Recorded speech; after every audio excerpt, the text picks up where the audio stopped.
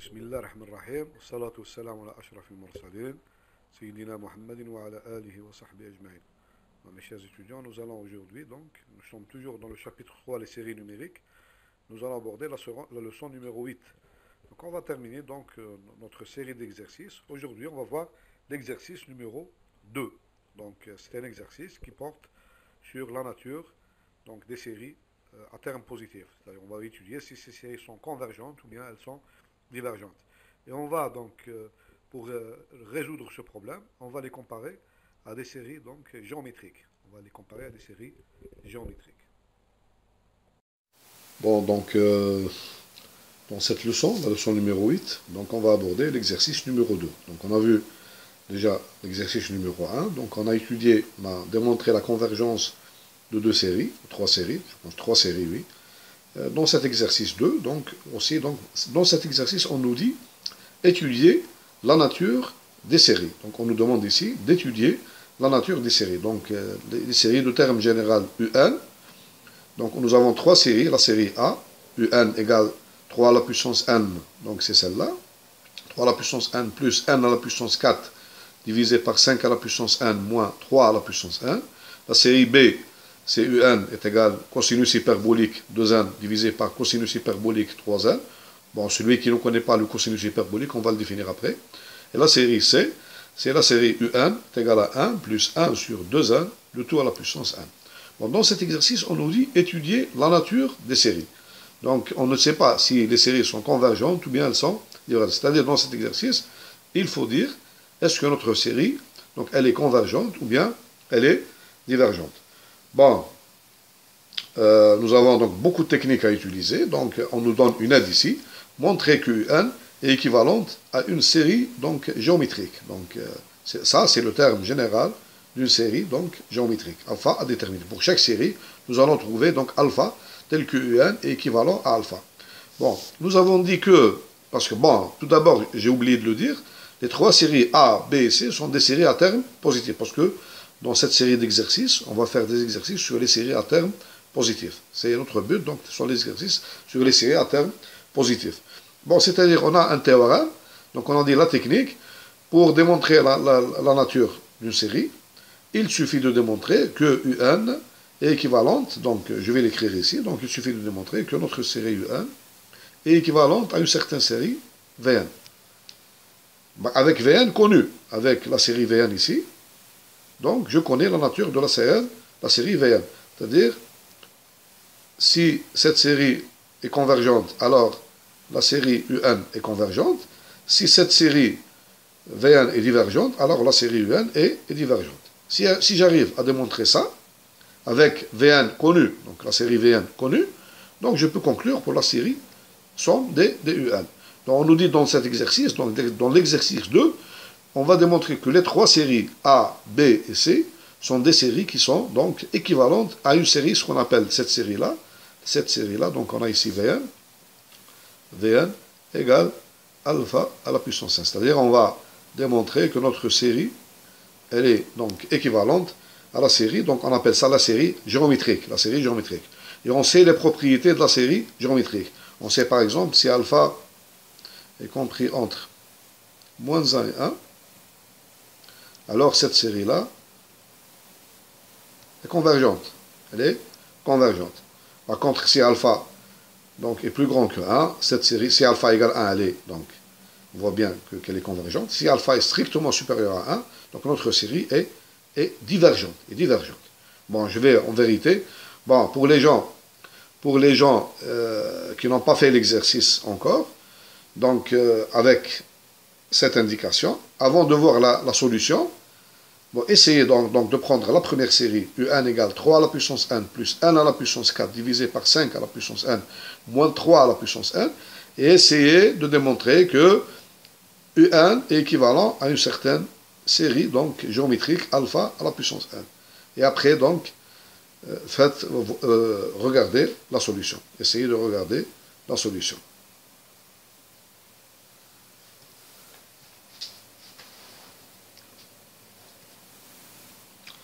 Bon, donc commençons par l'exercice numéro A. Par l'exercice numéro A.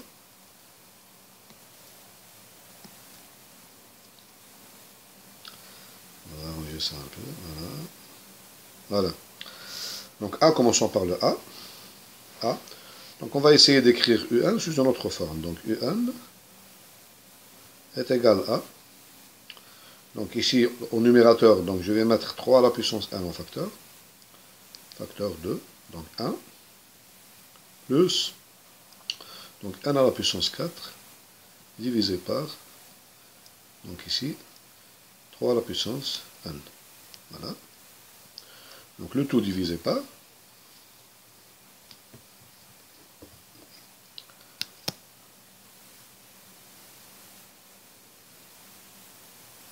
Voilà. Normalement l'égal il est là, donc c'est pas grave. Divisé par. Donc le dénominateur, je vais mettre 5 à la puissance 1 en facteur. 5 à la puissance 1, facteur 2. 1 moins, donc 3 à la puissance 1 divisé par 5 à la puissance 1. Voilà. Et donc, ceci est égal à quoi? Ceci est égal à. Donc, vous voyez bien, donc, ceci est égal, donc, 3 cinquièmes. 3 cinquièmes. Le tout à la puissance 1. Facteur 2, donc, qu'est-ce qu'il me reste? Il me reste 1 plus, donc je vais essayer de l'écrire bien, 1 à la puissance 4 divisé par 3 à la puissance 1, donc, et le tout,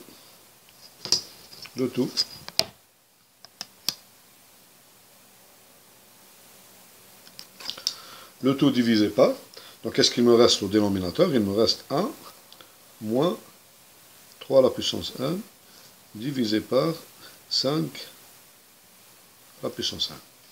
Voilà. Bon, voilà ma suite UN et ma suite donc Vn. La suite alpha à la puissance n. Bon, voyons un peu cette suite. Voyons un peu cette suite, la deuxième suite. Donc,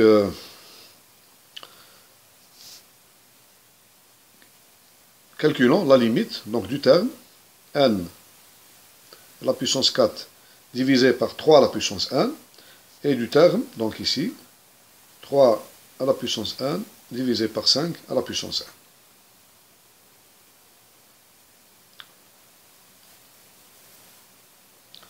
Donc je vais calculer. Donc je commence par calculer donc la limite. Donc le terme n à la puissance 4 divisé par 3 à la puissance 1. Donc cette limite. Je calcule cette limite. La deuxième limite qui était, donc elle est simple. Donc la deuxième limite au dénominateur, elle est simple. Donc 1 à la puissance 4 divisé par 3 à la puissance 1. Bon, pour les gens qui ont l'habitude de travailler avec les puissances, donc on voit que la limite, lorsque 1 tend vers l'infini de ce terme-là, elle est égale à 0. On le voit directement. Parce que pourquoi?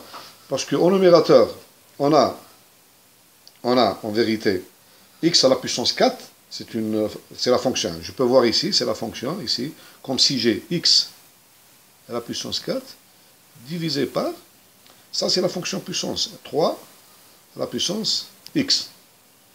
Et lorsque x tend vers l'infini, cette fonction qui est au dénominateur, les deux fonctions tendent vers plus l'infini, lorsque x tend vers plus l'infini. Mais cette fonction-là, la fonction qui est au dénominateur, elle tend vers plus l'infini plus vite que la fonction x à la puissance 4.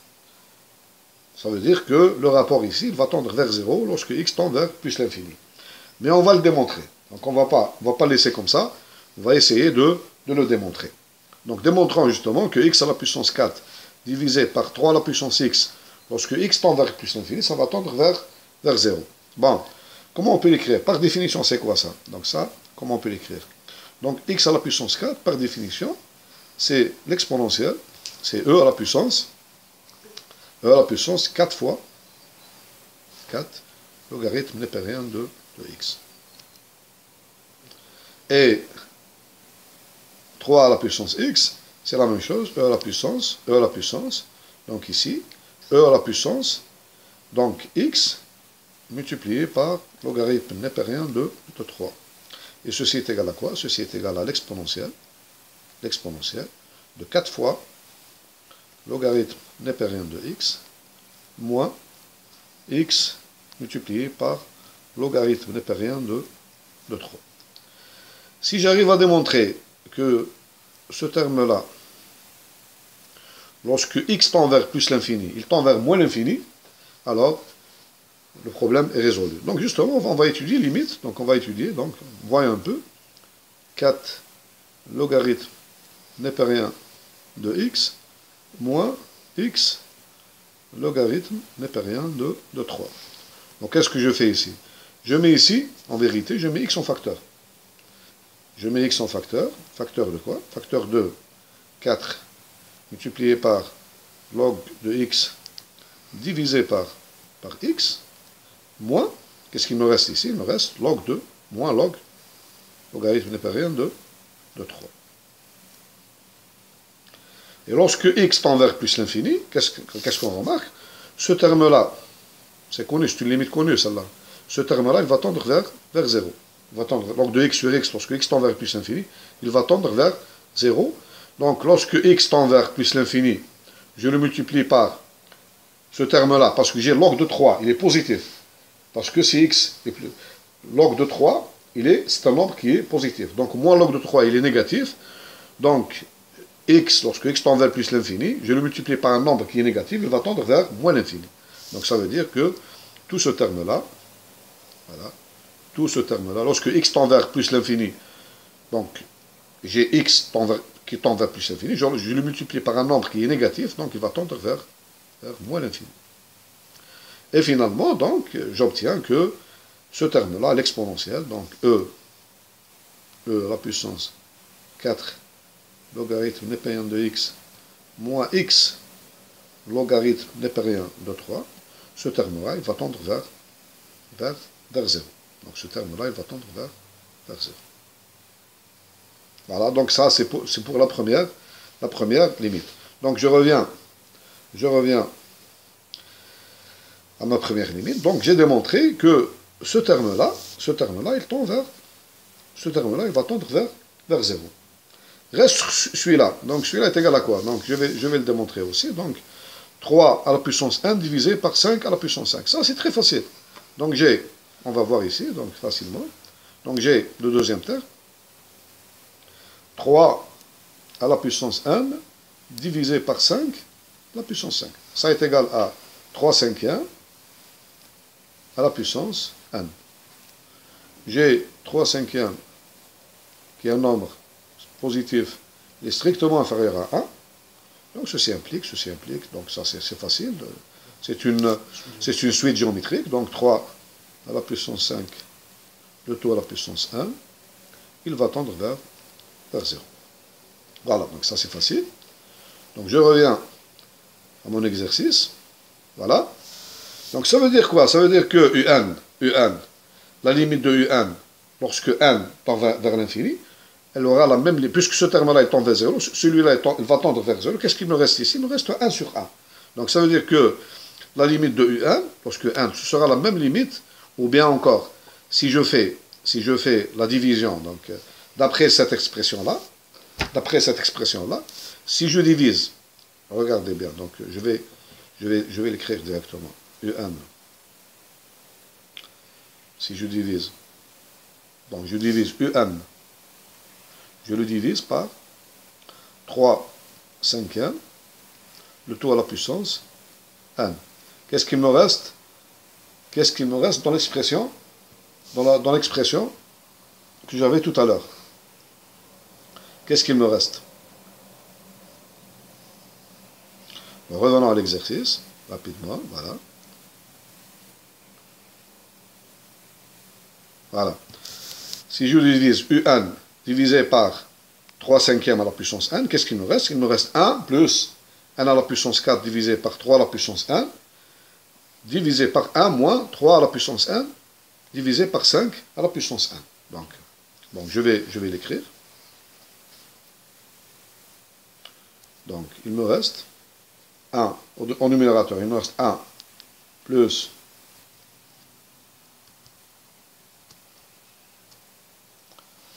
donc il me reste 1 plus 1 à la puissance 4 divisé par 3 à la puissance 1, le tout divisé par, voilà, le tout divisé par, donc 1 moins 1 moins 3 cinquièmes, 3 cinquièmes, le tout à la puissance 1. Voilà. Lorsque je fais la division de U1 divisé par 3 cinquièmes à la puissance 1. Et d'après cette expression, j'ai limite, puisque j'ai démontré que ce terme-là, il tend vers 0 lorsque n tend vers l'infini. Ce terme-là aussi, il tend vers 0 lorsque n tend vers l'infini. Donc finalement, limite, lorsque n tend vers l'infini, de un divisé par 3 cinquièmes à la puissance 1, il est égal à, donc 1 sur 1. Donc c'est 1. Ça, c'est exactement la définition. Donc ça veut dire que un, elle est équivalente à 3 cinquièmes à la puissance 1. C'est ça ma suite V1 que je cherche. La suite géométrique, donc, ou bien la série de termes général 3 cinquièmes. Puisque 3 cinquièmes donc, est inférieur à 1, donc il est compris entre 0 et 1, ça implique que la série somme 3 cinquièmes à la puissance 1 est convergente. Alors, puisque j'ai deux séries qui sont équivalentes, les termes généraux sont équivalents, alors ma série aussi, somme U1, est convergente aussi. Voilà. Donc finalement, le point A, conclusion. Donc je reviens à l'exercice. Voilà. Donc là, c'est cette série-là. La série, donc je vais l'encadrer. Donc cette série-là, c'est une série donc, qui est équivalente. On a démontré qu'elle est équivalente à la série donc, géométrique. Donc ici, alpha égale 3 cinquièmes. Ici, alpha est égal à 3 cinquièmes. Donc c'est une série donc, qui est convergente.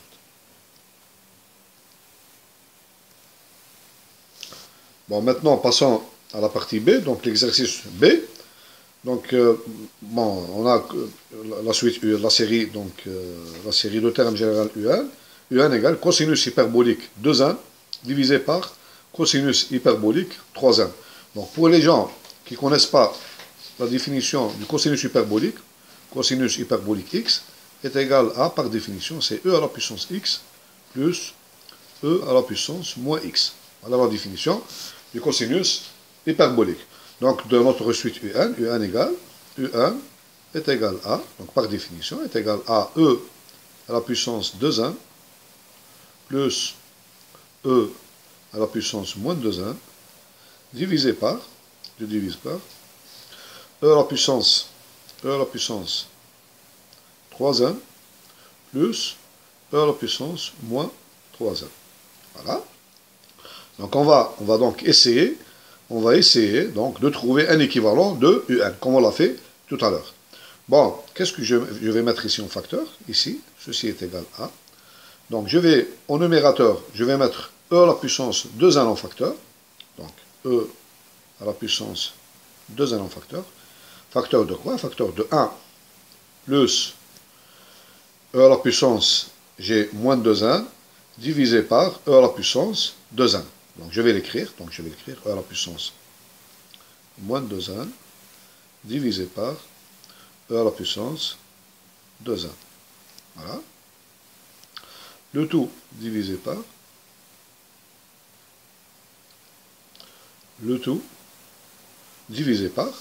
donc je vais mettre ici e à la puissance 3,1 facteur 2 1 plus e à la puissance moins 3,1 divisé par e à la puissance 3,1. Bon, à quoi est égale cette expression-là? Donc e à la puissance moins 2,1 divisé par e à la puissance 2,1 est égal à e à la puissance moins 2,1, donc multiplié par e à la puissance moins 2,1. C'est-à-dire moins 2,1 plus moins 2,1 sur e à la puissance moins 4,1. Donc ce terme-là, il est égal à ce terme-là.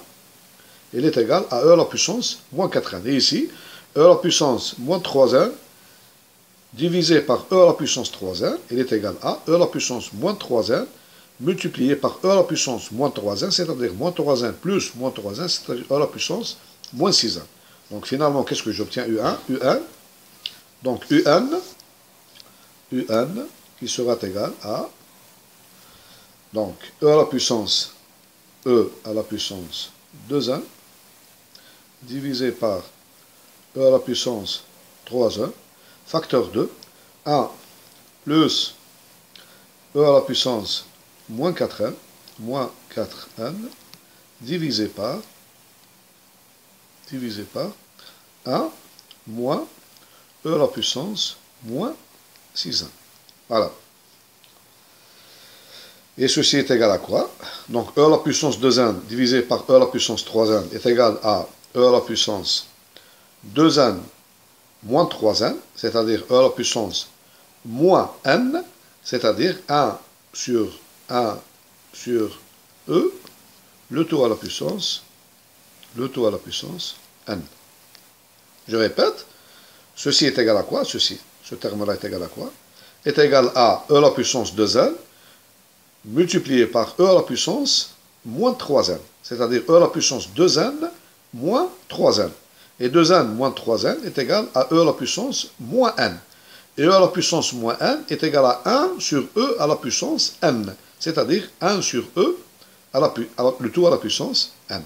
Multiplié ici, donc ceci multiplié par 1 plus E à la puissance moins 4n divisé par 1 moins 6, pardon. Voilà, c'est 1 moins E. Ça, c'est 1 moins E à la puissance moins 6n. Voilà. Et qu'est-ce qu'on remarque ici? On remarque que, regardons un peu, donc on a UN, maintenant UN divisé par, donc, E à la puissance n, E à la puissance 2n, divisé par E à la puissance, donc je divise E1 par ce terme-là, est égal à quoi? Est égal à, donc 1, qu'est-ce qu'il me reste? Il me reste ce terme-là, il me reste ce terme-là, 1 plus E à la puissance moins 4n, divisé par 1 moins E à la puissance moins 6n. Regardons un peu la limite de ce terme-là. Donc ce terme-là, lorsque n tend vers l'infini, donc l'exponentielle, la puissance, elle va tendre vers moins l'infini, donc l'exponentielle va tendre vers 0. Ce terme-là, la même chose, ce terme il va tendre vers moins l'infini, donc ce terme-là aussi va tendre vers 0. Donc finalement, on a donc UN divisé par donc E à la puissance 2n divisé par E à la puissance 3n. Donc ceci tend vers 1 lorsque n tend vers l'infini. Parce que, regardez bien, ce terme tend vers 0, celui-là aussi. Donc la limite, lorsque la limite ici, elle est égale à 1. Qu'est-ce que ça veut dire cela? Donc cela veut dire que puisque UN divisé par cette suite-là, sa limite est égale à 1. Donc ceci implique que UN est équivalente lorsque n tend vers l'infini. Donc ceci est égal à quoi d'abord? Donc on a dit que ceci c'est, donc ceci est équivalent donc à la fonction E à la puissance 2n divisé par E à la puissance 3n. Or ceci est égal à quoi? Ceci est égal à E à la puissance 2n moins 3n, qui est égal à E à la puissance moins n, qui est égal à aussi donc 1 sur E, le tout à la puissance donc, c'est-à-dire 1 sur E à la puissance 1, ce qui est aussi 1 sur E à la puissance 1. Donc finalement, notre suite UN, elle est équivalente à la suite, donc 1 sur E, 1 sur E, à la puissance n. Ici, nous avons, c'est-à-dire, nous avons la suite alpha à la puissance n, avec alpha est égal à 1 sur E. Et vous remarquez bien que 1 sur E, donc ici 1 sur E, donc il est inférieur à 1.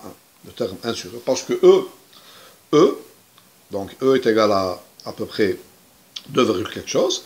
Donc lorsque je l'inverse, parce que j'ai E est plus grand que 1. Donc ceci implique que 1 sur E est inférieur à 1. Voilà. Donc ça implique que, donc, puisque donc 1 sur E, la série, donc ça implique que la série 1 sur E à la puissance 1, c'est une série qui est convergente. Et les séries, c'est une série qui est convergente. Or, puisque j'ai ça, et ça,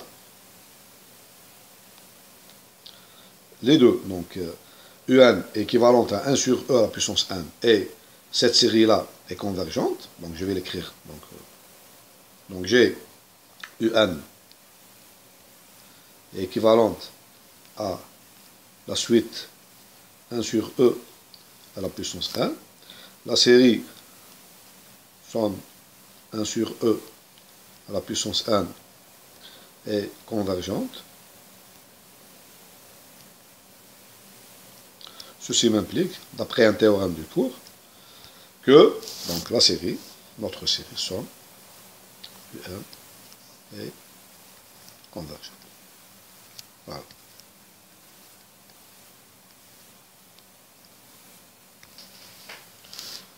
Alors maintenant, donc, on passe à la partie C. Donc, on a C. Donc, on a C. Donc, notre série donc, de terme général UN est égale à donc 1 demi plus 1 sur 2n, le tout à la puissance n. Bon, il est clair ici qu'on la même technique, donc on va essayer de trouver donc, une série de termes généraux, une série géométrique, donc de termes général alpha à la puissance n, et on va essayer de démontrer que UN est équivalente à Fn. Donc pour cela donc, on va essayer de transformer cette série UN, le terme général UN, donc on va l'écrire, donc ceci est égal à, donc je vais mettre ici 1 demi en facteur, 1 demi facteur de 1 plus, qu'est-ce qu'il reste ici, 1 sur 1, voilà, le tout à la puissance n. Donc ceci, vous voyez bien, qui est égal à 1 demi, donc 1, ceci est égal à 1 demi, donc le tout à la puissance 1, facteur 2, donc qu'est-ce qu'il me reste, 1 plus 1 sur n, le tout à la puissance n. Voilà. Donc,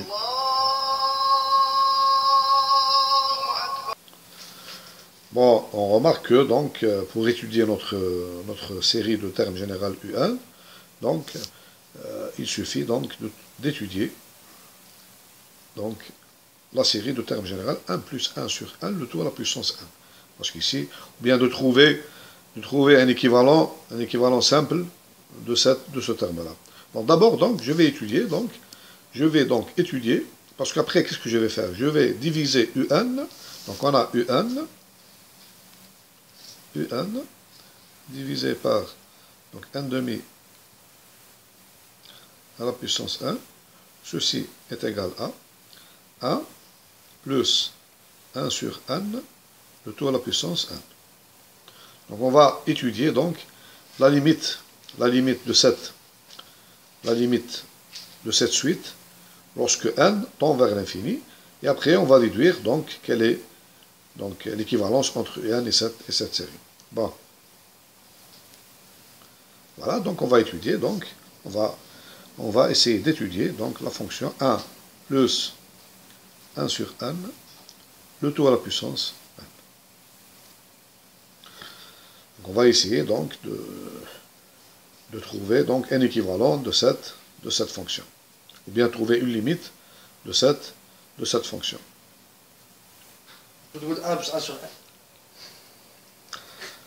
Bon, remarquons que la limite de cette suite-là n'est pas 1, ce n'est pas 1, parce qu'on va avoir une forme indéterminée. Donc, je vais l'écrire sous une autre forme. Ceci est égal à quoi? En utilisant l'exponentielle, donc c'est l'exponentielle E, exponentielle, donc de n multiplié par logarithme népérien de 1 plus 1 sur n. Voilà. On l'écrit sous cette forme-là. Et on sait que, maintenant, on sait que, c'est connu ça, dans les développements limités, on l'a fait l'année passée, que logarithme népérien de 1 plus, donc à quoi tend donc la fonction log de 1 plus 1 sur n, log de 1 plus 1 sur n, lorsque n tend vers l'infini, il va tendre vers, donc on voit bien ici, lorsque n tend vers l'infini, donc ce terme-là, il va tendre vers 0, donc ceci vers 0, ce terme-là, donc il va tendre vers log de 1, donc il va tendre vers, ce terme-là, il va tendre vers 0, log de 1, c'est-à-dire 0. Et finalement, donc, qu'est-ce qu'on obtient ici? Bon, pour trouver la limite de cette fonction, donc l'exponentielle de n log de 1 plus 1 sur n, on va utiliser les équivalences. Bon, on sait en première année que log, parce que ce terme-là, il tend vers 0 lorsque n tend vers l'infini. On sait que log de 1 plus u, lorsque u tend vers 0, donc ceci est équivalent à u, c'est-à-dire ceci est équivalent à 1 sur n. D'autre part, donc, si je multiplie n, ceci implique que ça c'est, puisqu'on a n, il est équivalent à n, voisinage de l'infini. Donc je fais le produit, donc dans les équivalences, j'ai le droit de faire les produits. Donc ça veut dire que n multiplié par logarithme népérien de 1 plus 1 sur n, lorsque n tend vers l'infini, il sera équivalent donc à n multiplié par 1 sur n, qui est égal à 1. Voilà, donc j'ai démontré que, donc, on a démontré, donc si on a deux fonctions, donc f est équivalent à g, si limite de f de x, lorsque x tend vers x0 par exemple, est égal à l, alors g aura la même limite. Ça veut dire que la fonction g limite, lorsque n tend vers l'infini de n multiplié par logarithme népérien de 1 plus 1 sur n, il aura la même limite que la fonction constante qui est égale à 1 ici. La suite constante qui est égale à 1 est égale à 1. Donc, est égale à 1. Donc, je vais encadrer cette limite. Parce que je vais l'utiliser donc tout à l'heure. Donc j'ai démontré que limite de ce terme-là est égale à 1. Donc maintenant, en passant à la fonction composée, donc c'est l'exponentielle, je passe à l'exponentielle, ceci implique que, donc, directement, donc, l'exponentielle maintenant, l'exponentielle, donc cette fonction, elle va tendre, donc, lorsque n tend vers l'infini, en utilisant la composée, l'exponentielle, ça va tomber l'exponentielle du nombre 1 qui est égal à e. Donc conclusion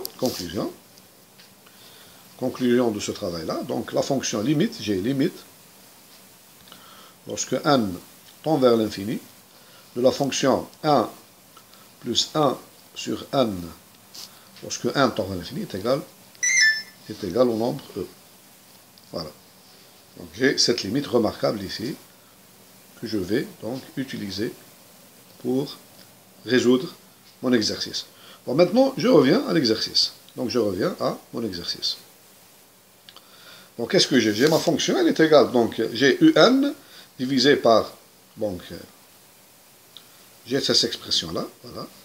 J'ai un divisé par 1 demi à la puissance 1 est égal à 1 plus 1 sur 1 à la puissance 1. Donc ceci, il va tendre vers quoi? Parce que n tend vers l'infini, il va tendre, puisque j'ai démontré maintenant que ceci tend vers e, donc ceci va tendre vers le nombre e. Conclusion,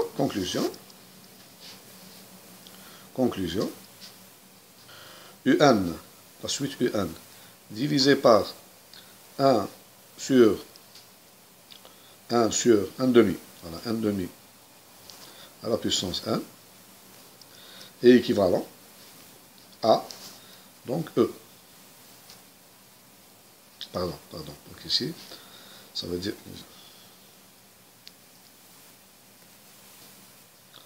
Donc j'ai ici, donc limite,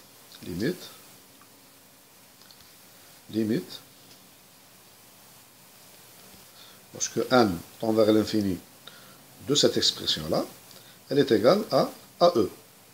Donc ceci m'implique que, par définition, que UN, ma suite UN, elle est donc équivalente à E multiplié par donc n demi à la puissance n. N demi à la puissance n. Or, maintenant, voyons un peu la série E, n demi à la puissance n. Donc c'est une série, donc cette série elle est composée de, le terme général ici c'est E, n demi à la puissance n. Donc c'est une série géométrique, donc c'est en vérité la série, je vais d'abord voir la série n demi à la puissance n, c'est une série convergente. Pourquoi? Car la raison, ici, n demi, donc elle est strictement inférieure à 1. Elle est strictement inférieure à 1. Et on a démontré que si une série est convergente, si je multiplie le terme général par une constante, elle reste convergente. Donc ceci implique que la série, donc la série E, n demi à la puissance 1, donc c'est une série aussi qui est convergente.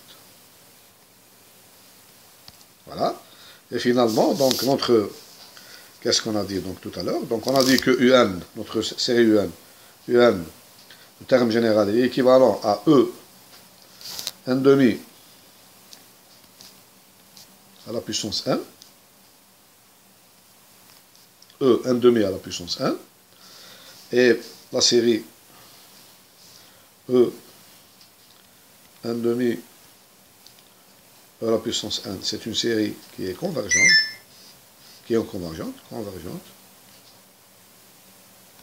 Ces deux propriétés m'impliquent que ma série somme, donc la série qui est égale, on rappelle donc U1, est convergente. Voilà. Donc ces trois exercices, à partir donc, de ces trois exercices, on voit bien que ce qu'il y a d'important ici, donc on a donc essayé de trouver à notre série de termes général U1 une autre série dont le terme général est le terme général d'une série géométrique, et on a essayé donc de trouver donc une équivalence entre le terme général U1 de notre série et le terme général de la série géométrique. Voilà, ce sera tout.